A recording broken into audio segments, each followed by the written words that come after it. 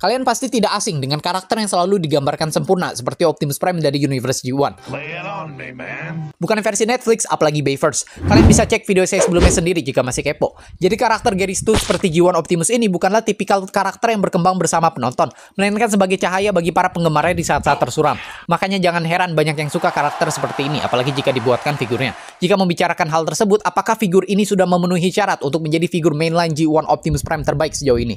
Jawabannya cuma katanya. Oke, I'll see you next time. Assalamualaikum warahmatullahi wabarakatuh. Halo Boda, selamat datang di channel Raidun1, dan pada video ini saya akan membahas versi KW dari figur mainline G1 Optimus yang katanya terbaik, yaitu SS86 Optimus. Udah jelas lah ya ini KW, dari boxnya aja beda. Uniknya artwork yang ada di box ini malah ngambil desain POTP Optimus yang pernah saya review dulu. Brokis dan Yolo Park minggir dulu, yang lagi diomongin yaitu figur mainline terbaik atau serial figur transformable utama Hasbro dan Takara seperti Studio Series yang sudah pernah saya review beberapa kali. Harap jangan minim literasi ya, apalagi sampai ngecap saya clickbait ya, walaupun nggak salah juga sih. Oke, meskipun ini versi KW-nya, tetapi figur ini memiliki penampilan yang hampir sama persis dengan versi aslinya. Jadi makanya saya bahas. Bagaimana kelanjutannya? Tetap nonton video ini sampai habis. Karena yang aslinya ngambil estetika G1, jelas kalian dapat menemukan berbagai part yang mirip di mode robot dan truknya, tetapi bekerja dengan baik untuk masing-masing mode. Kalau kendaraan jadi orang, jelas Optimus digambarkan berotot. Lihat no, bagian depan truk jadi torso yang membidang. Jika dilihat dari depan, memang sesuai dengan G1 Optimus. Namun permasalahannya dimulai ketika kalian lihat ke belakang. Memang estetika SS86 itu memberikan detail tambahan. Banyak lining tambahan yang bisa ditemukan pada figur ini. Jadi desain G1 terlihat lebih hidup. Hidup G1! Tetapi bagian belakangnya ini terlalu kompleks, bertolak belakang dengan bagian lainnya yang sudah sesuai dengan ide SS86. Belum lagi bagian bumpernya yang menonjol out of place banget lagi, kayak jerawat di muka. Kalau jerawat bisa dibersihin pakai sabun lah, kalau ini harus beli blokisnya dulu gitu biar clean. Tapi skip ah, blokis bodinya cebol gitu, mana mahal lagi cuman buat proporsi aneh kayak gini. Paling tidak untuk versi KW ini bentuk punggungnya lebih dapat dengan bagian samping yang membulat dan bagian kotak di tengahnya yang menonjol. Jadi hinnya itu lebih dapat loh. Kepalanya juga dibikin lebih lonjong agar lebih mirip di movie yang 86 ya, bukan yang overrated. Entah versi ori atau KW, keduanya punya antena yang lebih tebal agar tidak mudah patah, terutama karena bisa digerakkan yang juga bakal berguna di transformasi. Paha dalamnya diberi warna hidung sebagai pembeda bagian persendian mekanisnya dari bagian lain. Ya dibandingkan diberi warna prototype yang gak jelas mau kayak gimana dari versi orinya, lebih baik ini sih, walaupun saya lebih milih warnanya dibikin putih semua. Namun surface detailing pada betis dibuat lebih halus dibandingkan orinya. Gak jelek karena masih sesuai dengan simplisitas G1 ya, beda aja. Kecuali sisi yang menjadi bagian internal truck bednya. Kalau bagian internal wajar lebih ramai detailnya. Di G1 juga begitu, sama seperti Matrix Chamber pada Optimus Prime yang bisa dibuka. Sayangnya justru versi KW ini malah di nerf. Saya bisa mentoleransi sih karena ini KW dan harganya jauh lebih murah. Tapi bagaimana dengan versi orinya yang tidak dicat? Mainan 2 jutaan loh ini, eksekusinya masih kalah sama Cup dari line yang sama yang saya review beberapa waktu silam dengan harga yang jauh lebih murah. Bagian penutup Matrixnya juga nggak lebih buruk daripada yang versi ori karena sama-sama nggak dicat, walau beda warna doang. Lagi-lagi ini KW dan harganya juga jauh lebih murah, jadi lebih bisa ditoleransi. Yang penting berfungsi sebagai tempat Matrix, dan Matrix ini untungnya sedetail aslinya. Bedanya yang ini memiliki cat yang lebih cerah, malah saya rasa bagian kristalnya berwarna metalik. My eyes basi. Pada akhirnya sama-sama reuse mold Matrix Earthrise yang lebih kecil dengan gagang yang lebih panjang untuk menyesuaikan tangan figur tersebut dengan artikulasinya yang lebih terbatas. Berbeda dengan ini yang memiliki artikulasi yang terbilang cukup gila dengan butterfly joint yang bisa masuk ataupun keluar dengan brutal. Pemegang Matrix yang lebih akurat seharusnya bukan masalah.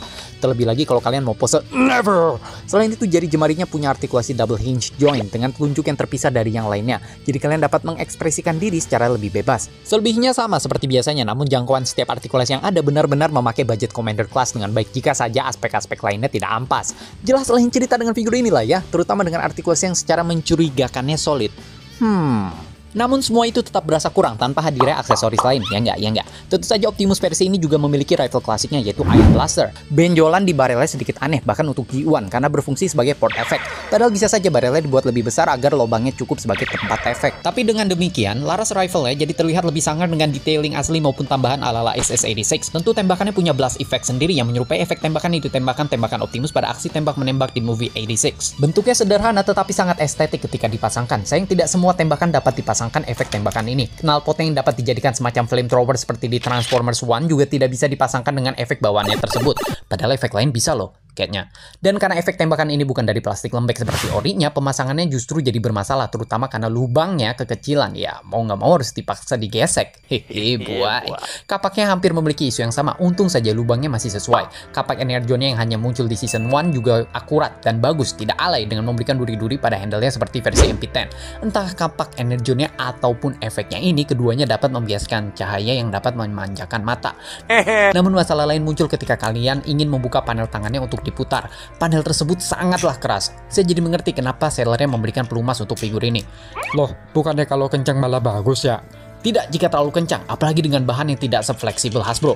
Bahannya kaku kayak Byway, jadi memiliki resiko patah yang lebih besar. Adanya cat merah dan biru matte yang menyelimuti Optimus juga seharusnya lebih baik dibandingkan orinya, namun harapan tersebut bisa pupus jika cat-cat tersebut harus digesek dan ditekan secara kuat-kuat dalam transformasi yang abnormal ini. Tapi ternyata saya seharusnya lebih mengkhawatirkan kondisi kuku saya dibandingkan kerusakan yang dapat diakibatkan kecacatan figur ini. Kecuali pergelangan tangan merah dengan cat birunya yang jauh lebih mudah terkikis. Plastik dan cat bagian lainnya lebih kuat dibandingkan perkiraan saya, namun tetap mentransformasinya tidaklah asik dan dapat melukai tangan kalau kalian skill issue. Makanya nggak cuma pelumas yang dibutuhkan, tetapi juga alat bantu seperti part separator atau pedang Optimus Give Me Your Face. Kalau kayak gini ceritanya wajarlah orang-orang pada nggak mau beli figur transformable yang ori overpriced, yang KW bahannya ampas gini buat dipegang. Oh tunggu, balik ke sekuen transformasinya sebenarnya masih mirip G1 dan yang pasti harus nambah step sih.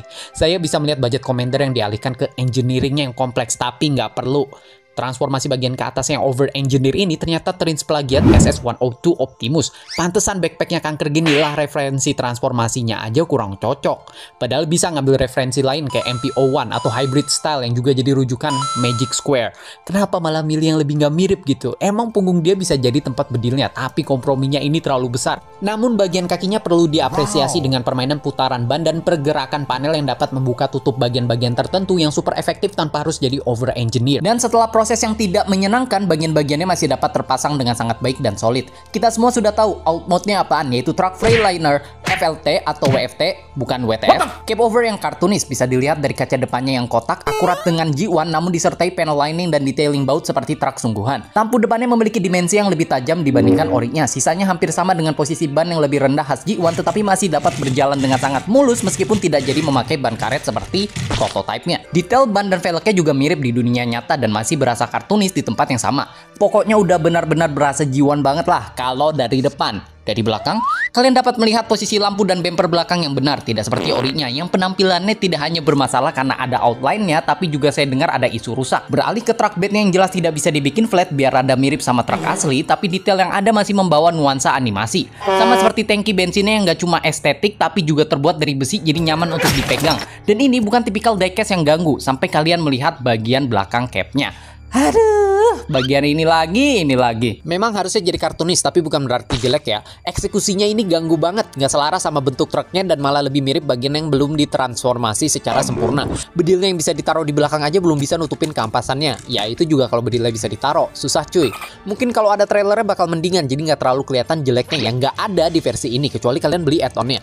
Kapaknya juga jadi bisa disimpan di trailer yang sayangnya jadi nganggur doang di versi ini karena belum dijanjikan adanya 19 juta lapangan pekerjaan. Paling nggak kalian bisa menambahkan stiker Autobot sendiri yang nggak ada di versi ini. Jelas karena KW, seperti dari tim Pat Toys ini. Dan kali ini video tidak disponsori. Dan figur ini juga tidak ada instruksinya. Jadi kalian bisa menonton video saya untuk sekuen transformasinya yang udah mana dilakukan banyak orang sebelumnya.